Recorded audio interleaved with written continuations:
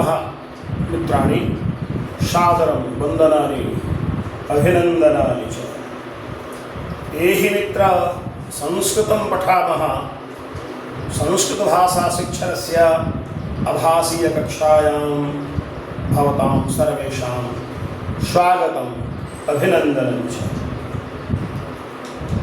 मित्रों, पिछले दिन हम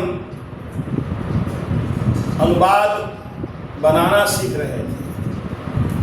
हिंदी से संस्कृत में हम अनुवाद कैसे करें, उनके कुछ नियमों के बारे में जानकारी प्राप्त कर रहे थे और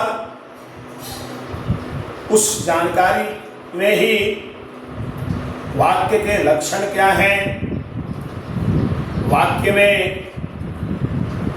आकांक्षा, योग्यता और आसक्ति होनी चाहिए, तभी वह वाक्य कहलाएगा। इसे भी उदाहरण के साथ हम सबने समझा था। साथ ही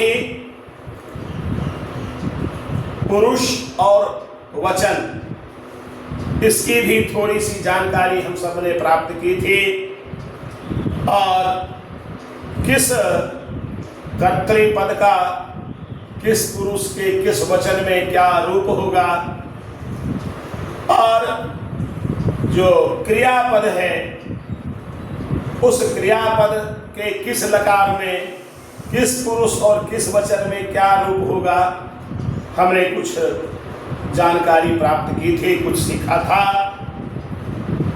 आज उसी को आगे बढ़ाते हुए हम आज का जो विषय है वह आपके सामने मैं रखने का प्रयास करता हूं। तो मित्रों, हमने यह भी बताया था कि कर्ता के अनुसार क्रिया का प्रयोग किया जाता है, अर्थात कर्ता जिस पुरुष और जिस वचन का होता है, क्रिया भी उसी पुरुष और उसी वचन की होती है।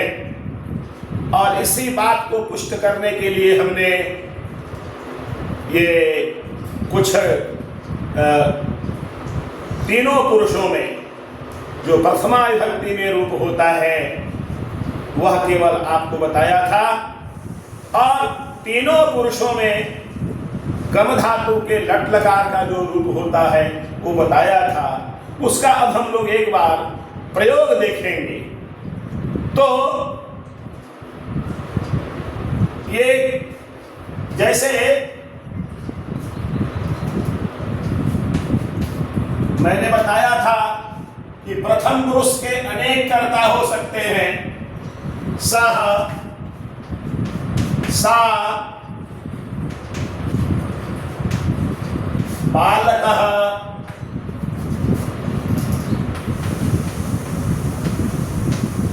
बालिका, ऐसा भी आप कर सकते हैं। सह, सा, बालकः, बालिका, रमा, उमा, गीता, सीता, मोहन, सोहन, जो भी आप दे सकते हैं।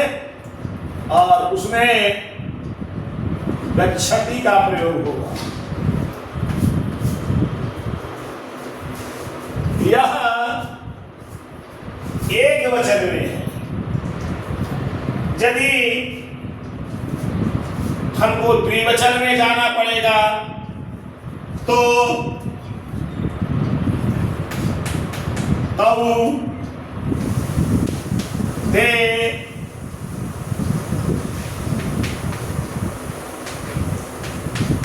बालकौ,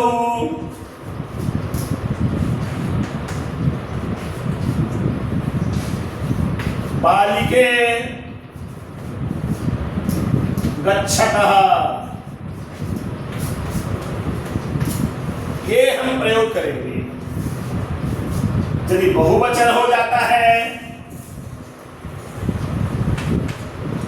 ते, ताः,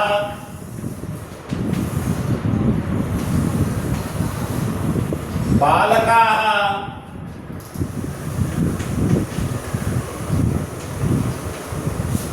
बालिका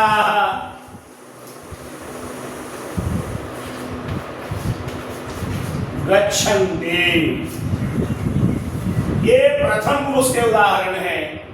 गच्छति, गच्छतः, गच्छन्ति, ये तीनों वचनों में लिखा हुआ है। इसी तरह से हम मध्यम पुरुष, मैंने बताया था इसका केवल 3 ही कर्ता होता है।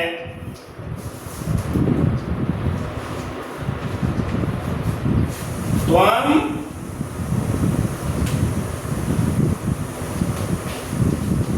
गच्छसि। एक वचन में त्वं गच्छसि, द्विवचन में युवाम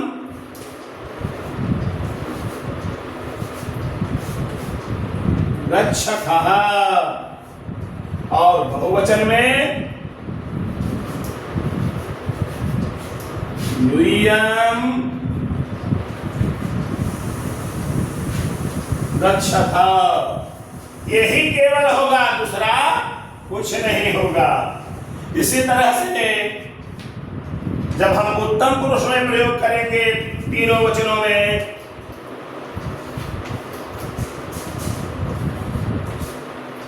अहम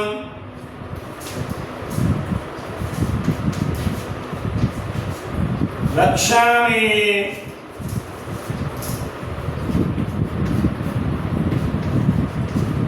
आवाम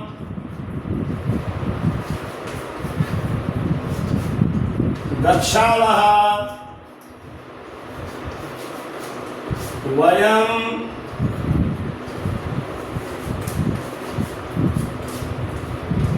गच्छामः। ये उत्तम पुरुष के ही केवल 3 ही कर्ता होते हैं। तो इस प्रकार से जो हमने कहा, कर्ता के अनुसार क्रिया का प्रयोग होता है। अब आपके मन में मैं कुछ वाक्य लिख रहा हूं, जरा उसको ध्यान से देखिए।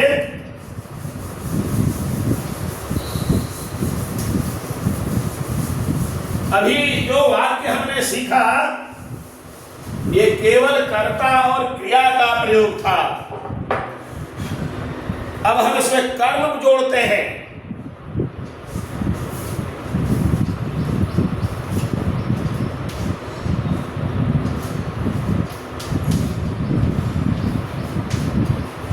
बालकः फलं खादति। बालकः फलं खादति, ये कर्म है, क्योंकि क्रिया का प्रभाव इस पर पड़ रहा है। तो अब आगे देखें, इसके बाद समझ में आएगी बात।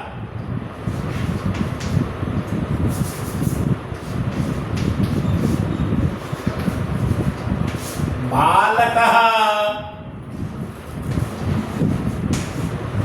फले खादति।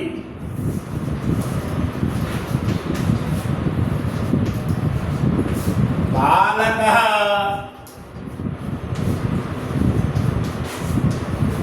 फलानि खादति। तो पूर्व में जो मैंने कहा कि कर्ता के अनुसार ही क्रिया होगी, वही बात यहां भी पुष्ट होता है कि कर्म के अनुसार क्रिया नहीं होती है। फलम एक वचन है, फले द्विवचन है, फलानी बहुवचन है। इसके आधार पर क्रिया में परिवर्तन नहीं होगा।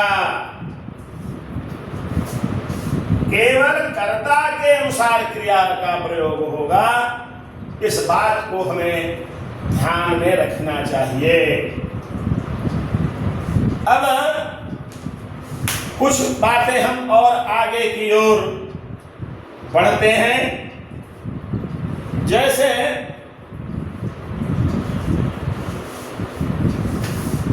एक नियम और है,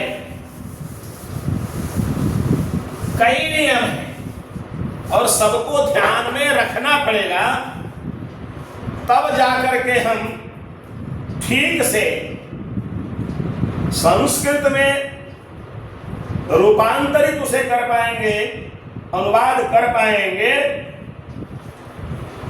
तो विशेष्य और विशेषण का प्रयोग भी होता है। जैसे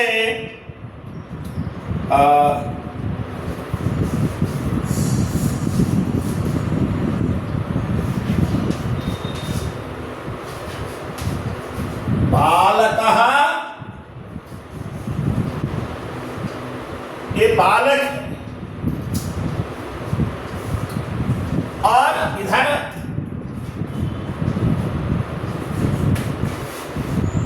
गच्छति है।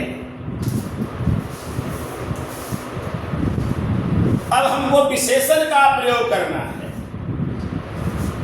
बालकः गच्छति, तो कैसा बालक जाता है, तो हम उसका विशेषण लगाते हैं।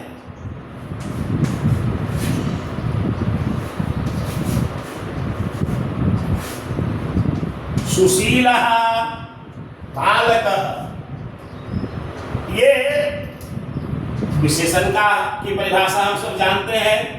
जो संज्ञा अथवा सर्वनाम की विशेषता बताए उसे हम विशेषण कहते हैं। तो बालक संज्ञा है और इसकी विशेषता बता रहा है सुशील, उसका स्वभाव, उसका चरित्र। क्रियापद का भी विशेषण होता है। जैसे गच्छति, कैसे जा रहा है भाई? मंदम मंदम। सुशीलः बालकः मंदम मंदम गच्छति। सुशीलः बालकः मंदम मंदम गच्छति। अब आपने यहाँ विशेषण का प्रयोग देखा, तो ये जो विशेषण का प्रयोग है, इसके लिए जो विशेषण का जो प्रकरण है उसको ध्यान में आपको रखना पड़ेगा। क्योंकि विशेषण कहते किसको हैं और उसका जो प्रयोग होता है वो कैसा होता है, इसके लिए जो बातें बताई गई हैं, शायद आपने वह श्लोक सुना होगा। जल्लिंगम यद्वचनम याच विभक्ति विशेष्यस्य तल्लिंगम तद्वचनम साच विभक्ति विशेषणस्य। यानी जो लिंग, जो वचन और जो विभक्ति विशेष की होगी, वही लिंग, वही वचन और वही विभक्ति विशेषण की भी होगी। ये उसकी परिभाषा है। तो थोड़ा हम इस ओर चलें तो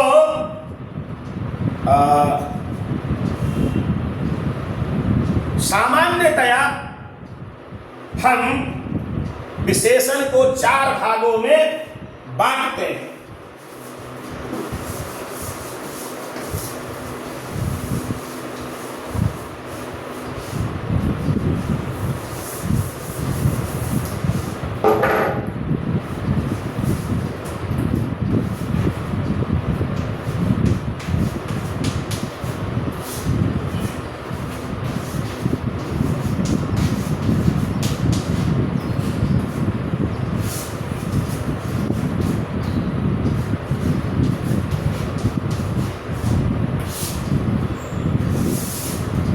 तो यह जो विशेषण है उसको हम 4 भागों में बांट देते हैं।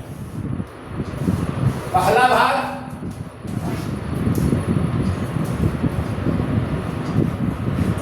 वो साधारण कर सकते हैं, उसको साधारण विशेषण। उसमें कोई खास बातें नहीं होती है, केवल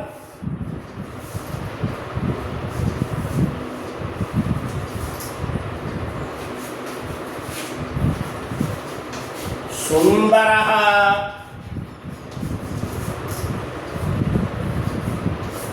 बालकः अस्ति, ये मान लीजिए। सुंदरः बालकः अस्ति, सुंदर बालक है, सामान्य बात है। ये भी कह सकते हैं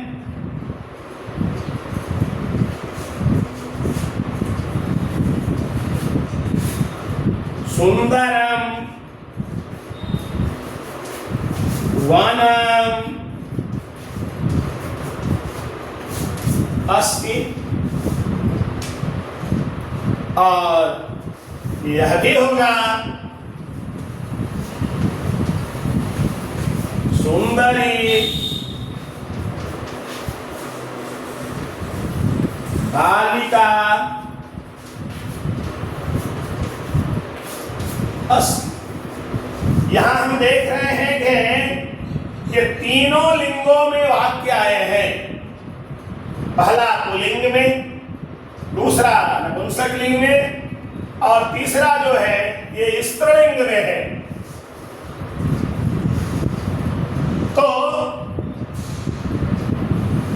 क्रिया में कोई परिवर्तन नहीं होता है, सभी एक वचन में है, इसलिए क्रिया एक वचन की हुई। किंतु लिंग के आधार पर जो विशेष्य का विशेषण है उसके रूप बदल जाते हैं। ये बातें हैं, ये है साधारण विशेषण। अब दूसरा देखिए, उसको हम लोग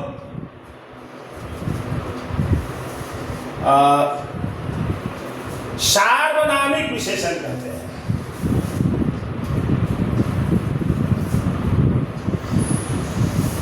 इसी को हटा देते हैं।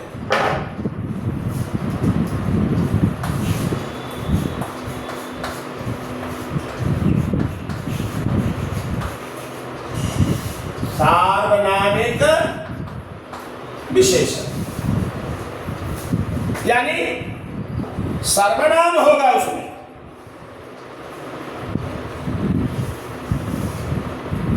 संज्ञा के बदले में जो आता है उसको सर्वनाम कहते हैं।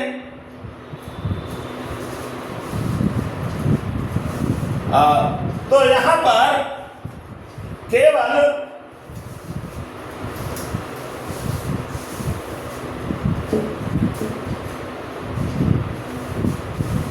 सहा जोड़ देते हैं। सहा सुंदरः बालकः अस्ति। यदि हम विशेषण को हटा देते हैं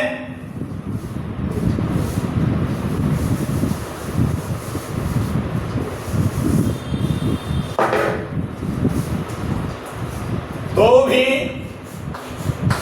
केवल सार्वनामिक विशेषण का प्रयोग करें। सः बालकः अस्ति, तत् वनम् अस्ति, सा बालिका अस्ति। ये सार्वनामिक विशेषण है। और एक बात हम देख रहे हैं, सब में कॉमन है, विशेषण कहां लगता है तो विशेष्य के पहले। विशेष के बाद में विशेषण नहीं लगता है। हमेशा इस बात को हमको ध्यान में रखना है कि विशेषण का प्रयोग विशेष्य के पहले करना है। तो ये है सार्वनामिक विशेषण। इसी प्रकार अब तीसरा हम लेते हैं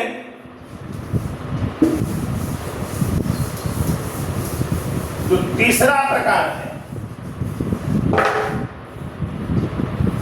वह है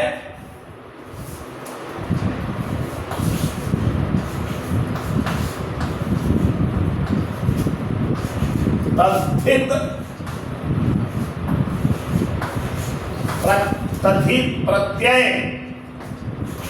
निष्पन्न।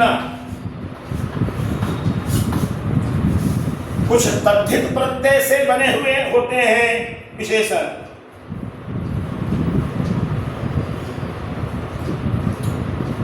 जैसे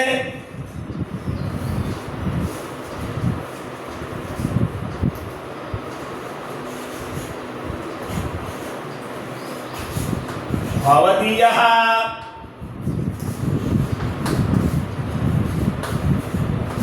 बालकः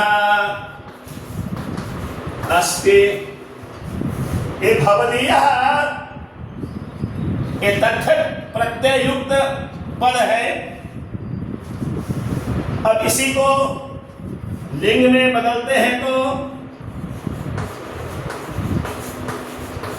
भवदीया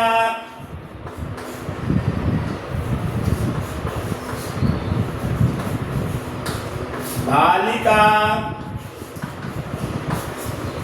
अस्ति। स्त्रीलिंग में भवदीयं फलम् अस्ति। ये तद्धित प्रत्यय से निष्पन्न जो ये विशेषण होते हैं हम इसका प्रयोग भी करते हैं। और अब चौथा जो प्रकार है और वह है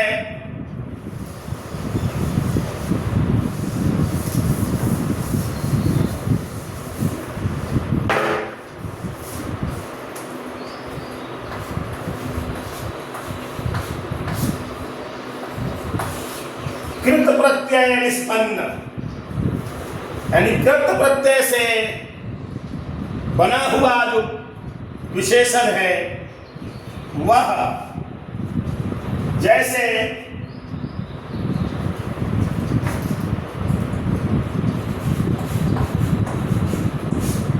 हसन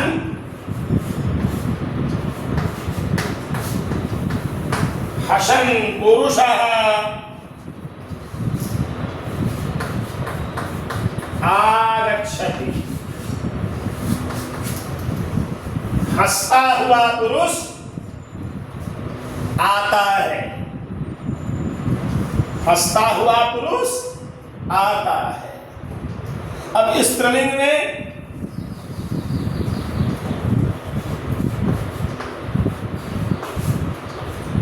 हसन्ति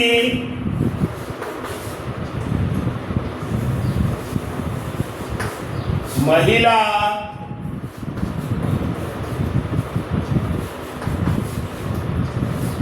आगच्छति। हसन्ति महिला आगच्छति। इसी तरह से स्त्रीलिंग में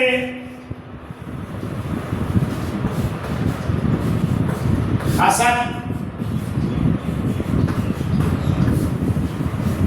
मित्रं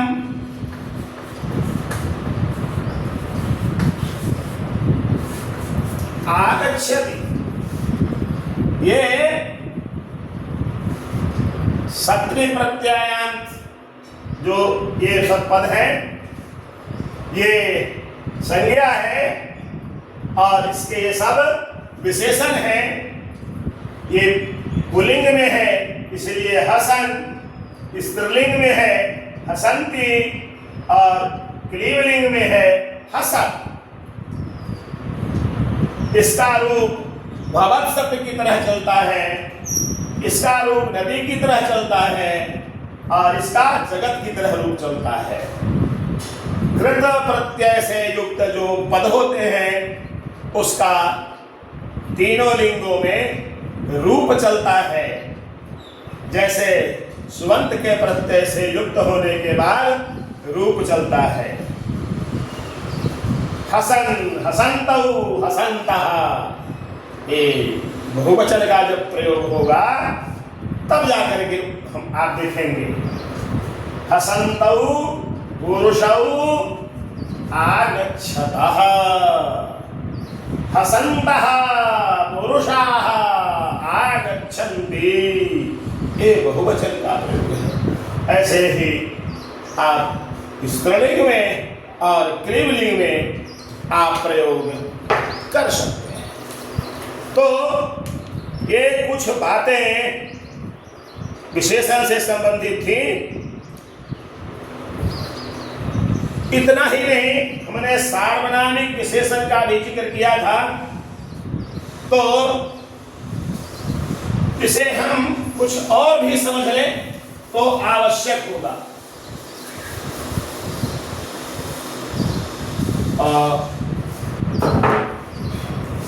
जो सार्वनामिक विशेषण कहा था उसे संकेतवाचक विशेषण भी कहते हैं।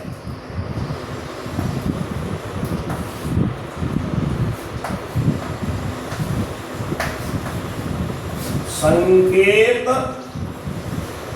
वाचक विशेषण, इसको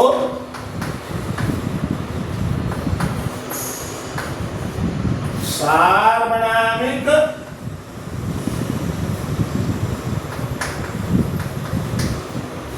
विशेषण भी कह सकते हैं, क्योंकि इसमें सर्वनाम का प्रयोग होता है। यहां इस कारक में ये है वह बोध करा देता है, इसके कारण से इसको सार्वनामिक विशेषण कहा जाता है। हम उदाहरण के द्वारा समझ सकते हैं और उसे तीनों लिंगों में समझना चाहिए। जैसे प्रथमा में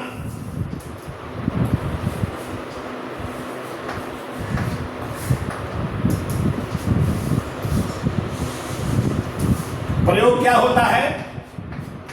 सह बालकः। द्विवचन में तौ बालक, बहुवचन में ते बालका। ये तो हमने सीखा था, ये तो प्रथमा विभक्ति में हुआ। इसी तरह से यह सार्वनामिक विशेषण द्वितीया तृतीया चतुर्थी पंचमी षष्ठी सप्तमी तक होता है। देखिए द्वितीया में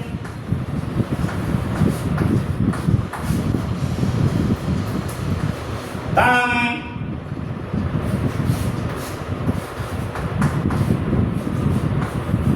बालकम,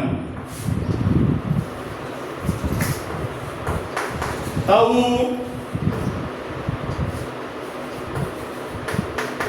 बालकौ,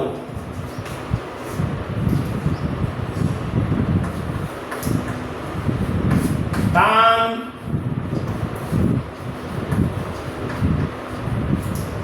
बालकान।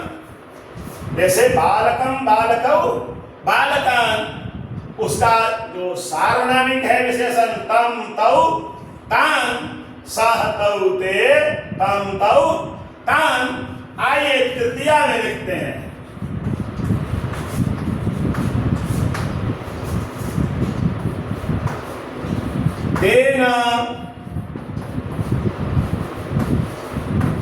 बालकेन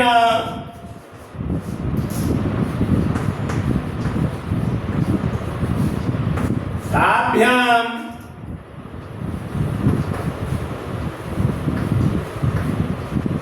बालकाभ्यां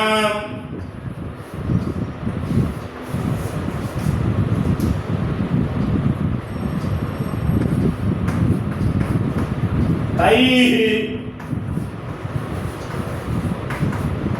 बालकैः, देख रहे होंगे यहाँ बालकेन बालकाभ्यां बालकैः, और इसका सावधानी विशेषण तेन ताभ्यां तैः। अब चतुर्थी में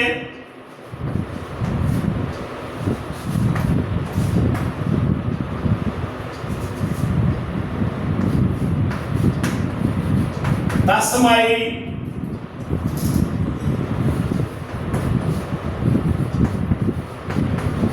बालकाय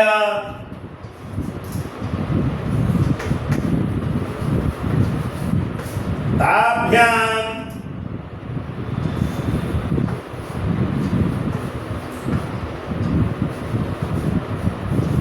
बालकाभ्यां तेभ्यः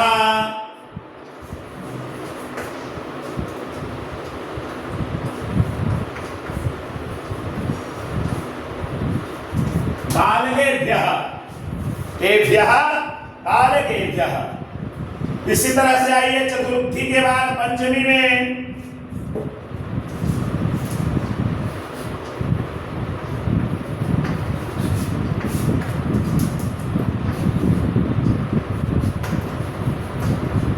तस्मात्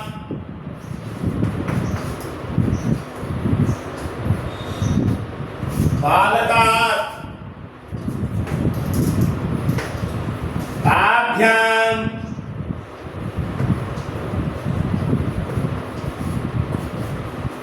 बालकाभ्यां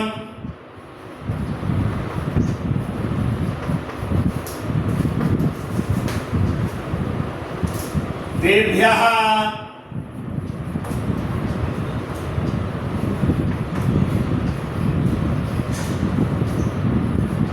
बालकेभ्यः। और फिर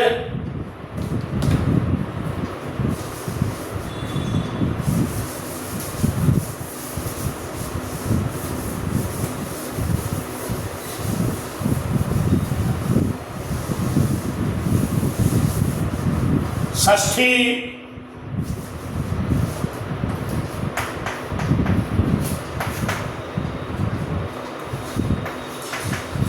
तस्य बालकस्य तयोः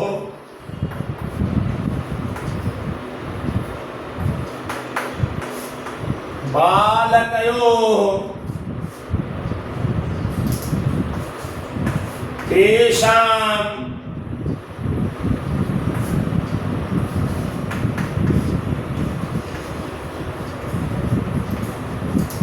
बालकानां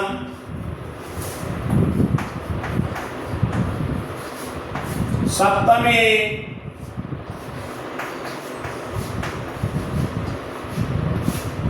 तस्मिन्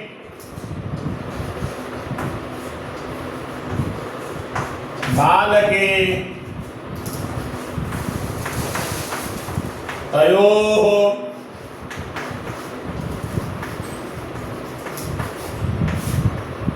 बालकयोः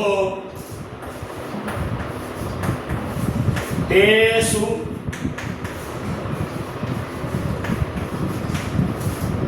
बालकेषु। ये हमने प्रयोग देखा और प्रायः ऐसी भूलें होती हैं कि उस बालक में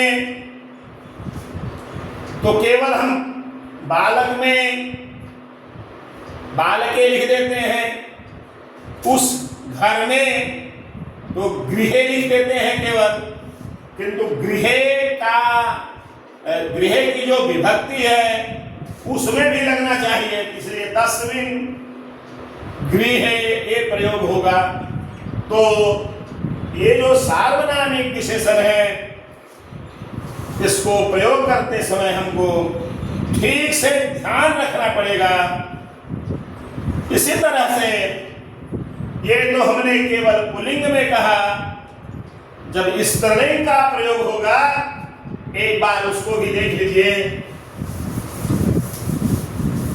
इसके लिए ये जो सर्वनाम है उनको ध्यान में रखना पड़ेगा। सर्वनाम है कौन कौन? तो तद है,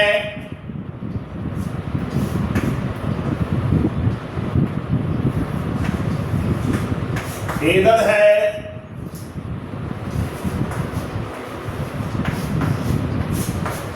आदर्श है,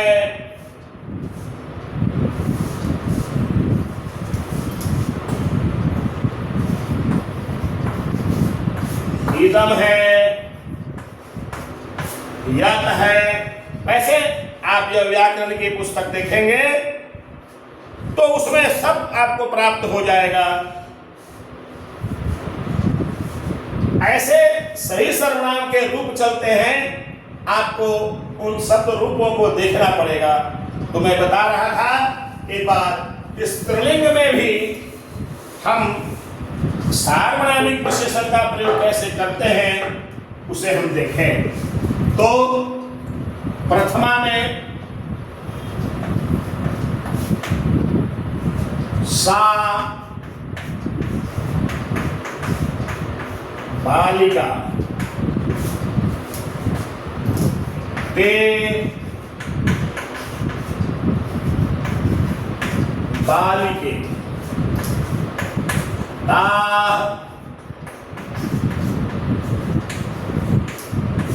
बालिका। बालिका शब्द का रूप बालिका, बालिके, बालिका, और इसका जो सर्वनाम है सा, ते, ता। इसी तरह से द्वितीय विभक्ति में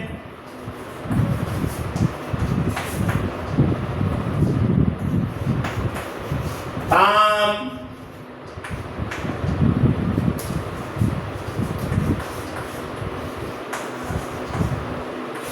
बालिकाम,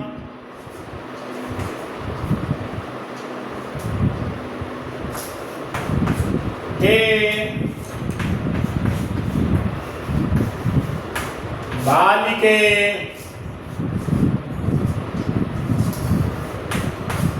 ता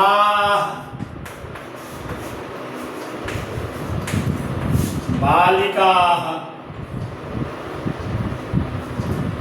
यानी बालिकाम, बालिके, बालिका, ताम, ते, ताः। तृतीया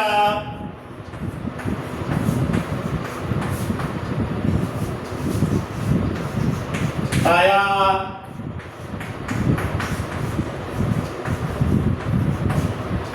बालिकया,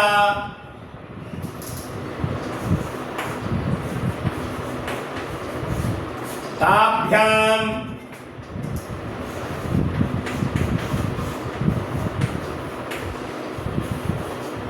बालिकाभ्याम,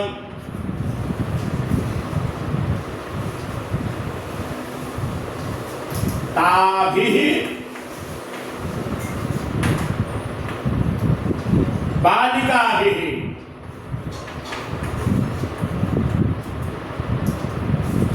इसी तरह चतुर्थी में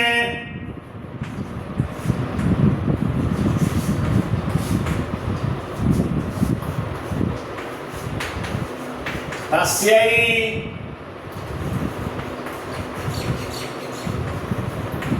बालिकायै,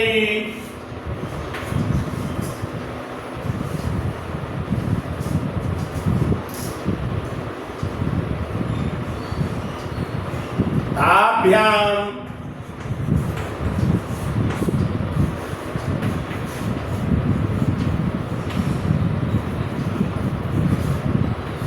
बालिकाभ्याम, ताभ्यः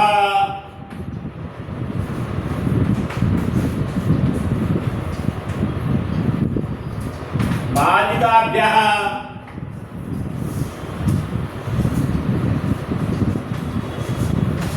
पंचमे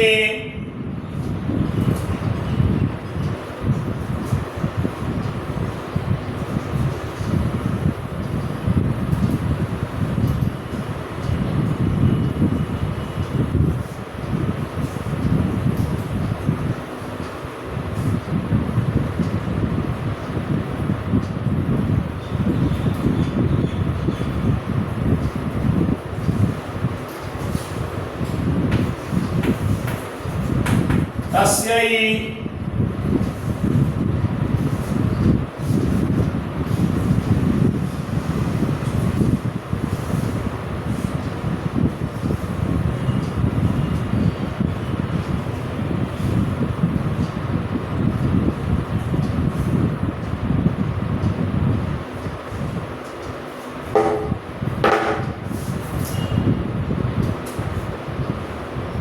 तस्याः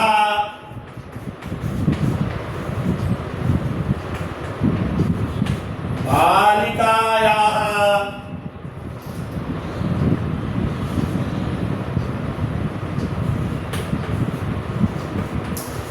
ताभ्यां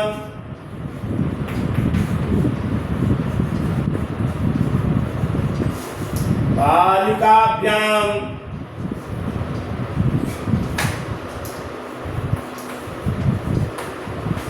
ताभ्यः बालिकाभ्यः षष्ठे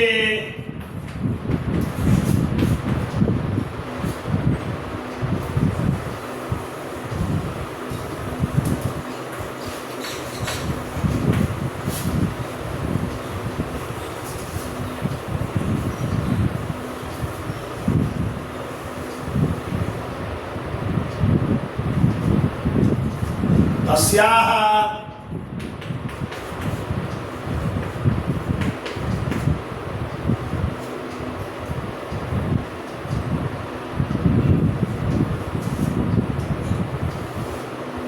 बालिकायाः ताभ्यां बालिकाभ्यां तयोः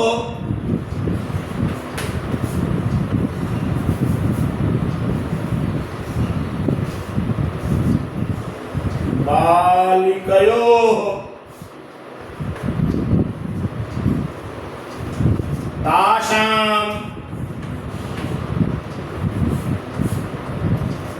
बालिकानां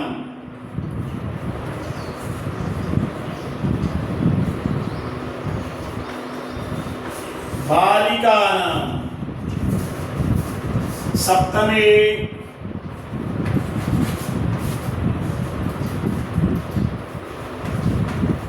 तस्यां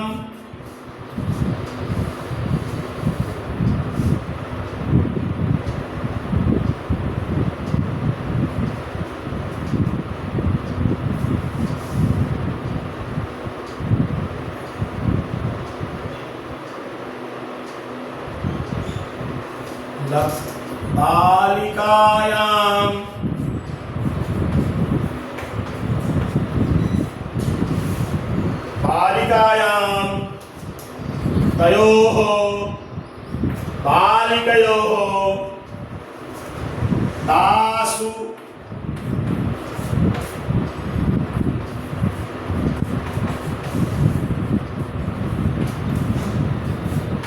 बालिकासु। इस प्रकार से हम इसका प्रयोग करते हैं। ये सार्वनामिक विशेषण है। तो मित्रों, आज इतना ही। और भी कुछ विशेष और विशेषण से संबंधित बातें हैं जो कि हिंदी से संस्कृत में रूपांतरित करते समय जानना आवश्यक है। तो हम आगे उसके बारे में सीखेंगे। आज के लिए इतना ही।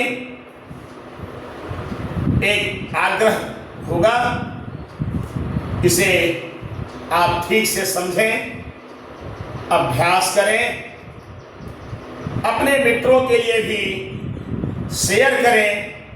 और यदि अभी तक आपने मेरे वीडियो को YouTube चैनल को लाइक नहीं किया है तो आप लाइक करिए, क्योंकि यह आपके लिए ही है जो संस्कृत सीखने के इच्छुक हैं, जिज्ञासु हैं, उनके लिए यह समर्पित है। तो आज के लिए इतना ही, कल फिर मिलते हैं इसी विषय को आगे बढ़ाते हुए। नमो नमः, पुनर्मिलामः।